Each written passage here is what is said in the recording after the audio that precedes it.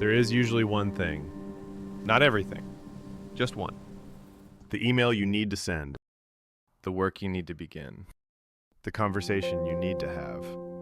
The application you need to finish. The decision you know you cannot keep postponing. You know it matters. You know it would probably relieve a lot of pressure if you finally dealt with it.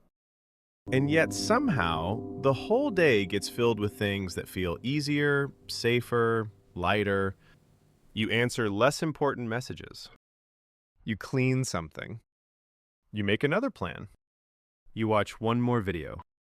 You do tasks that look productive from the outside, but somehow leave the real thing untouched. And then, somewhere in the background, the question shows up again. Why do I keep avoiding the one thing that matters most? Because this is the strange part. You are not avoiding something meaningless. You are avoiding something important. And that is exactly why it feels so hard to approach. Most people think this is a discipline issue. Usually it is deeper than that. Sometimes you are not avoiding the task itself. You are avoiding what the task will make real. That is the pattern. The moment something truly matters, it stops feeling like a simple action. It starts feeling like exposure. The real issue is emotional exposure. In simple terms, the task is no longer just something you do, it becomes something that might reveal something. About your ability, about your future, about your relationship, about how serious you really are, about whether the thing you keep imagining can survive contact with reality. And once a task carries that kind of weight, your brain stops treating it like neutral work. It starts treating it like a moment of risk. Not physical risk, psychological risk. That is why you can do 5 annoying little tasks with no resistance, then freeze when it is time to do the one that actually matters. Here is what this looks like in real life. Imagine someone who says they want to write. They talk about it often, they think about it often, they even picture what it would mean to finish something meaningful. But when it is finally time to sit down and write, something shifts. Suddenly, writing is not just writing. It becomes proof. Proof of whether they are talented enough.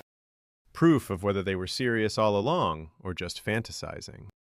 Proof of whether they can actually turn an inner identity into an outer reality. So instead of writing, they research writing. They organize notes. They think about titles. They adjust their desk. They plan the future version of the work. From the outside, it looks like procrastination. But inside, something more specific is happening. They are protecting possibility. Because as long as the work is not fully started, it can still remain perfect in their mind. Untouched. Unjudged. Full of promise.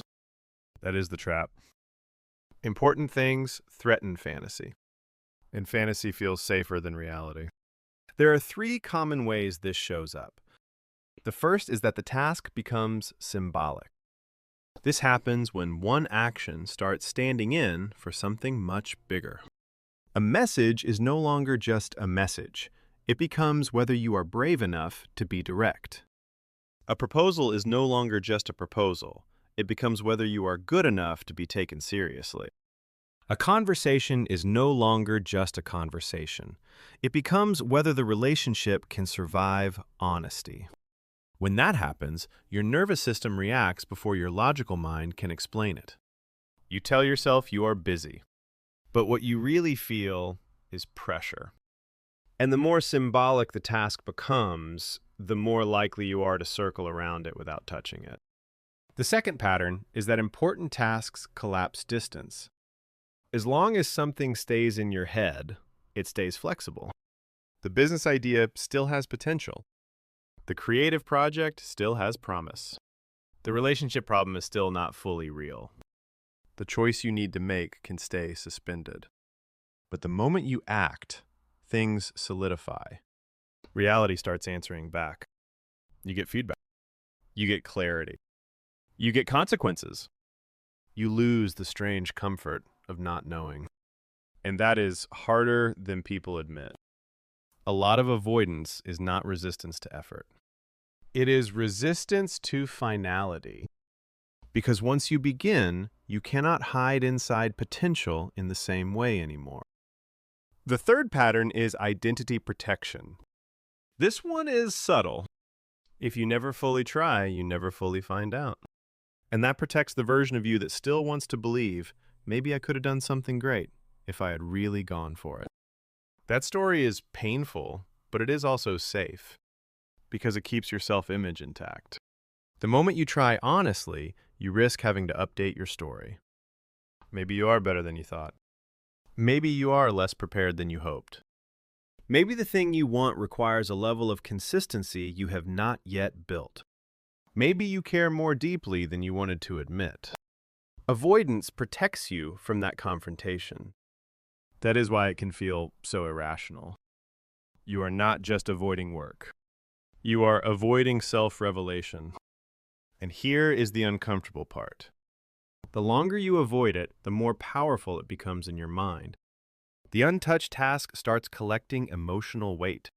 Now it is not only important, it is delayed. Not only delayed, it is loaded. Not only loaded, it is tied to guilt. So every day you postpone it, the task gets heavier, even if the actual action has not changed at all. This is why a 10-minute task can follow you around like a shadow for 2 weeks. Not because it is hard, because it has become emotionally expensive. So what do? First, stop speaking about the task in terms of what it means and speak about it in terms of what it is. This matters a lot. Do not say, this could change everything. Do not say, I need to prove myself. Do not say, this will show me who I really am. That language makes the task bigger and heavier. Instead, bring it back down to earth.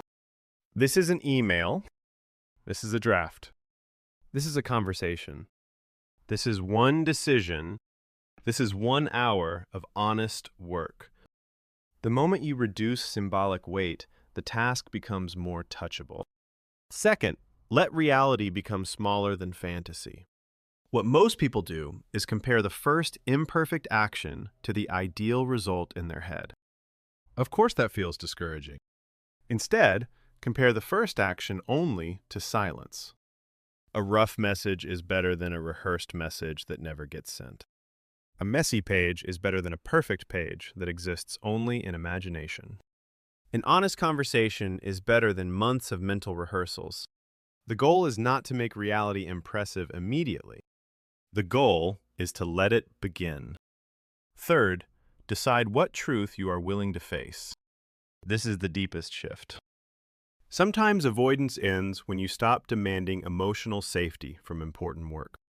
Ask yourself, if I do this honestly, what might I have to find out?